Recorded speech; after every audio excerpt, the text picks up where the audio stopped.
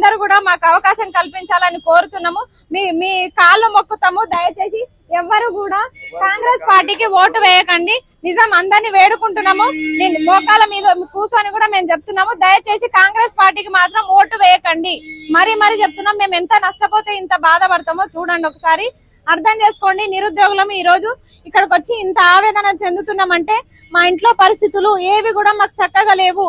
మేము చాలా బాధపడుతున్నాం, చాలా ఇబ్బంది పడుతున్నాము. అంత ఇబ్బంది పడే మేము ఇక్కడ నామినేషన్లు వేసినాము. ఇగోండి మా ప్లకార్డ్స్ కూడా ఇవే.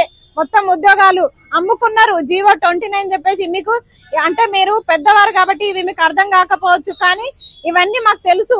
ఈ జీవోల వల్ల మేము ఉద్యోగాలు కోల్పోయినాము చాలా మంది. అందుకే మేము ఇట్లా రోడ్ల మీదకి వచ్చినాము.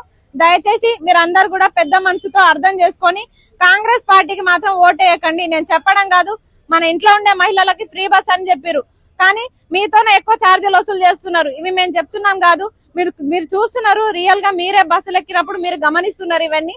దయచేసి ఇవన్నీ మేము చెప్పడం కాదు, ఒకసారి మీరు పెద్దలు గమనించండి. ఎట్టి పరిస్థితుల్లో కాంగ్రెస్ పార్టీకి ఓటేయకండి.